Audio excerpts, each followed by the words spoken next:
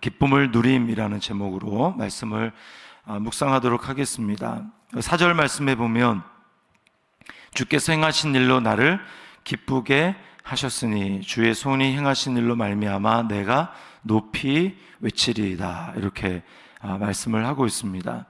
주님이 행하신 일을 알 때에 우리 영혼이 참 기쁨을 누릴 수 있다, 이렇게 이야기를 하고 있습니다. 주님이 행하신 일이 무엇입니까?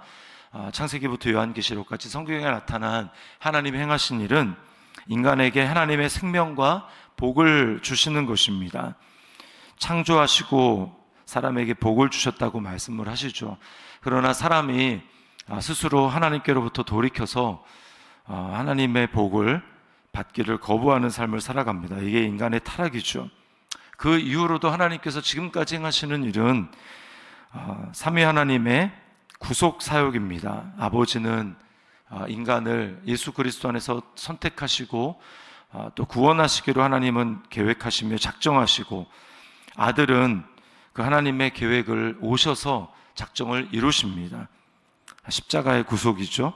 그리고 성령님은 오셔서 하신 일이 십자가에서 구속하신 그 십자가의 구속이 각자의 삶 가운데 그 복음이 들려지게 하시고, 들려질 때에 마음을 열게 하시고 복음을 믿게 하시고, 그리고 십자가의 구원을 적용시키시는 일을 하십니다. 그래서 우리가 기쁨을 누리는 것은 다른 것이 아닙니다. 그것은 주님이 하신 일, 기쁜 소식, 복음을 묵상할 때 우리 마음 가운데는 기쁨이 샘솟듯 하게 되는 것입니다. 그리고 하나님이 내게 행하신 일을 우리가 곰곰이 묵상하며 찬양할 때 우리 마음속에는 감사가 넘치게 되는 것이죠. 이거 왜 그렇습니까? 왜 감사가 넘칩니까? 이것이 모두에게 행하신 일이 아니고 모두를 위해서 행하셨지만 모든 사람들이 이 복음의 소식을 기쁨으로 받아들이지 않기 때문입니다. 세상의 지혜로 이것을 알 수가 없습니다. 세상의 지혜로는 권력자들의 지혜, 학자들의 지혜, 또 똑똑하다고 하는 사람들의 모아놓은 이 집단지성의 지혜로도 구원의 계획, 구원의 하나님의 놀라운 지혜를 알 수가 없어요. 인간의 지혜로 알았다면 영광의 주를 십자가에 못 박지 아니하였을 것이다. 이 고린도전서 1장의 이야기입니다. 그러나 결국은 못 박았죠. 성경의 그 많은 성경의 지식으로도 하나님을 알지 못해서, 하나님의 아들을 알아보지 못해서 결국은 십자가에 못 박는 것이 인간의 지혜입니다. 자칭 지혜롭다고 하는 자들에게는 하나님께서는 구원의 비밀을 숨기시고, 사람들이 어리석다고 말하는, 가치가 없다고 얘기하는 그런 자들, 연약한 자들, 낮은 자들, 어린이들, 그들에게 하나님은 하나님의 구속의 경륜을 알게 하시고 보게 하셨다고 이야기를 합니다. 그러니 이 새벽에 우리가 잠잠히 기억할 것은 내가 이 인간의 지혜로 알 수 없는 하나님의 구원의 계획을, 경륜을 우리가 알고 그것을 인정하며 고백하며 그것을 하나님의 구원을 찬양할 수 있는 것, 이것이 얼마나 놀라운 일입니까? 얼마나 감사한 일입니까? 그러므로 우리가 할 일은 이게 나의 지혜로 되어진 일이 아니기 때문에 우리는 날마다 겸손하게 하나님의 은혜를 구하고, 그리고 성령님의 조명하심을 따라서 처음부터 나의 지혜로 한 것이 아니고 믿은 다음에도 마찬가지입니다. 우리는 나의 의로움, 그리고 나의 교만함, 나의 할 수 있음, 이것을 드러내므로 계속해서 지혜롭지 못한 어리석음 가운데 빠지는 것이 우리이기 때문에 우리는 성령님의 일깨우심, 조명하심을 날마다 구하며 하나님 앞에 나아가야 합니다. 우리 자신에게 한번 질문을 해보겠습니다. 복음을 믿고 구원을 받은 것이 내 지혜가 아니라 성령님의 역사라는 사실을 정말로 깊이 있게 고백하고 믿습니까? 하나님이 내게 행하신 일, 내가 얻은 구원을 그러므로 노래하고 찬양함으로, 하나님 행하신 일을 알므로 기뻐한다고 했는데 구원을 노래하고 찬양함으로 오늘 이 새벽 하나님이 주시는 기쁨을 누리지 않겠습니까? 성도들의, 하나님의 구원을 받은 성도들의 삶과 운명에 대해서 12절과 15절, 12절부터 15절에 말을 하고 있습니다. 그 반대로 이 원수들에 대해서는 정반대로 얘기합니다. 9절 말씀에 보면 주의 원수들은 패망하리이다 이렇게 얘기를 하고요. 10절에는 내 원수들이 보응받는 것을 내 눈으로 보며 라고 이야기를 합니다. 우리는 때때로 이 세상 가운데 잠시 잠깐 세상의 기준으로 형통한 그 사람들을 보게 됩니다.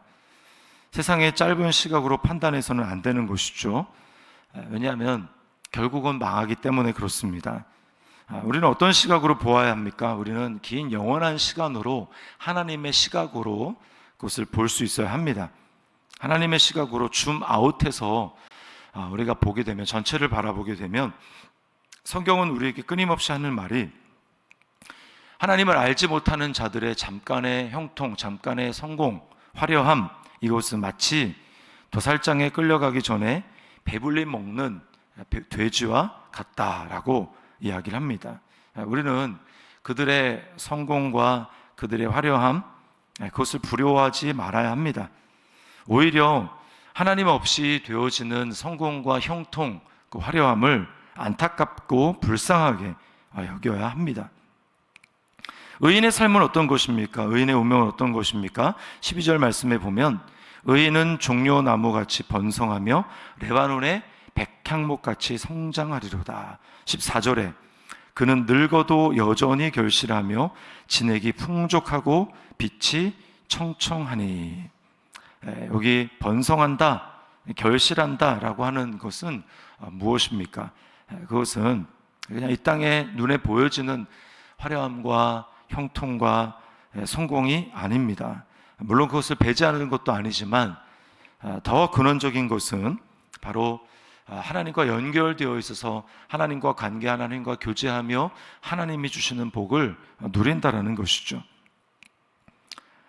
하나님의 사랑을 누리고 하나님과 교제함의 기쁨을 누리는 것입니다. 왜 늙어도 여전히 결실할 수 있습니까? 왜 계속해서 성장한다고 말을 합니까? 그 이유는 마르지 않는 샘 근원인 하나님의 집에 심겨졌기 때문입니다. 13절 말씀에 이는 여호와의 집에 심겼으며 우리 하나님의 뜰 안에서 번성하리로다. 이게 진짜 형통입니다. 그래서 성경은 요셉이 가장 어떻게 보면 밑바닥에 내려가 있을 때, 감옥에 있을 때 요셉을 형통하다고 이야기를 합니다. 세상적인 기준으로는 사실은 말이 안 되는 것이죠. 근데 요셉을 형통하다고 하는 이유는 여호와께서 요셉과 함께 하셨으니 라고 말씀을 하고 있어요. 하나님이 함께하고 있기 때문에. 오늘 본문의 표현으로 하면 여호와의 집에 심겨져 있기 때문에 그러한 것이다. 여기 여호와의 집은 성전을 나타내죠. 성전에 심겨져 있기 때문에 우리는 성경 전체를 통해서 진짜 성전이 무엇인지를 압니다. 진짜 성전은 눈에 보이는 성전을 헐라 내가 사흘 만에 일으키리라고 말씀하셨던 하나님의 성령으로 충만하게, 하나님의 임재로 충만하게 그 일생 가운데 사셨던 예수 그리스도가 진정한 성전입니다. 우리는 예수 그리스도, 진정한 참 성전이신 그리스도 안에 심겨진 예수 그리스도를 말미암아 성전된 사람들이기 때문에 우리는 계속해서 열매를 맺는 것이죠. 그 안에는 하나님의 모든 지혜와 충만하심이 있습니다. 세상 사람들은 어떻습니까? 형통하다고 해도 이 기준으로 해서 보면 그들은 샘 근원이신 하나님으로부터 뿌리가 뽑혀져 있는 사람입니다. 당장은 잎이 아직 살아있고 무성하고 그런 것 같습니다. 그러나 잠시일 뿐이에요. 이제 시간이 가면 어떻게 됩니까? 말라가고 죽어져 갑니다. 열매를 맺지 못하는, 우리도 똑같은 그런 인생이었는데 우리는 열매를 맺지 못하고 말라져가는 그런 인생이 생명나무이신 참 생수의 근원 되신 그리스도에게 우리는 접붙임을 받았습니다. 그리스도 안에 심겨졌습니다. 그리스도로부터 공급되는 수액과 영양분을 통해서 열매를 맺을 수가 있습니다. 요한복음 15장 5절에 나는 포도나무요 너희는 가지라 그가 내 안에 내가 그 안에 거하면 사람이 열매를 많이 맺나니 나를 떠나서는 너희가 아무것도 할 수 없습니다.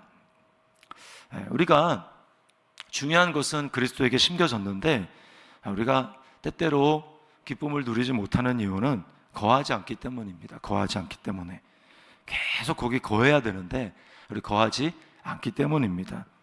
그럼 그리스도 안에 거하는 방법은 뭘까요? 그것은 수시로 예배하는 것입니다. 예배는 하나님이 내게 행하신 일을 기억하는 데서부터 시작합니다. 아까 주님이 행하신 일로 말미암아 나를 기쁘게 한다라고 말씀을 했는데 주님이 행하신 일을 기억하는 곳에서부터 시작해요. 내가 어떤 존재였는데 하나님의 선택과 하나님의 나를 불러주신 역사로 말미암아 내가 어떠한 복을 받았는가. 소망 없는 존재가 그리스도 안에서 참 소망을 어떻게 가지게 됐는가, 이것을 기억하는 것입니다. 그리고 그 은혜를 그 안에 있음을 기뻐하며 누리는 것입니다. 그분의 품에 안기는 것입니다. 그냥 그분의 품에서 사랑과 은혜를 받는 것입니다. 무엇을 하기 전에 하나님이 주시는 것을 받는 것입니다. 그분의 사랑으로 사랑 안에 점점 잠기는 것입니다. 이것이 바로 예수 그리스도 안에 거하는 삶입니다. 내가 무엇인가를 행하기 이전에 주님이 행하신 일, 그래서 내 안에 이미 이루어진 그 일, 그것을 기뻐하며 주님 감사합니다. 내가 바로 그런 존재입니다. 믿음으로 그 하나님의 은혜와 사랑을 누립니다. 그렇게 하나님 앞에 고백하며 나아가는 것이죠. 이게 바로 예배입니다. 예배. 적용입니다. 믿음으로 그리스도 안에 심겨져 있음을 믿고 고백합니까? 내 안에 계신 그리스도를 바라봄으로 예배하고 있습니까? 예배를 통해 하나님의 사랑과 은혜를 받아 누립니까? 무엇을 행하기 전에 그분의 사랑으로 넉넉해지고 있습니까? 고3으로 이제 날마다 불안해서 하루에도 몇 번씩 마음이 왔다 갔다 하는 우리 딸을 보고 있으면 참 안타까운데, 어제 저녁에 학교에서 이제 와가지고 갑자기 이제 우울하다, 이제 그렇다고 하면서 저한테 이렇게 안기는 겁니다. 그럼 제가 할 수 있는 방법은 다른 게 없어요. 하나님을 바라보도록 하는 것입니다. 그래서 이제 우리 같이 찬양하자. 그래서 찬양을 한 4-5곡? 본인이 신청한 찬양, 그 다음에 제가 하는 찬양 이렇게 해가지고 부르는 중에 이제 아이의 얼굴이 달라지고 또 아이의 마음이 바뀌어지고 이제 뭔가 할 수 있을 것 같다 라고 하는 그 고백을 들었습니다. 우리 안에 분명히 하나님이 계십니다. 성령님이 계십니다. 그러나 문제는 우리가 자꾸 잊어버리는 거예요. 그리스도 안에 거하기를 멈추는 것입니다. 그래서 자꾸 기억을 하며 하나님을 예배하고 하나님을 높이고 찬양해야 합니다. 그럴 때 우리 안에 하나님이 주시는 기쁨을 누릴 수 있어요. 오늘 하루 이 말씀을 기억하며 그리스도 안에 거하는 기쁨을 누리는 우리 모두가 될 수 있기를 주님의 이름으로 축원합니다.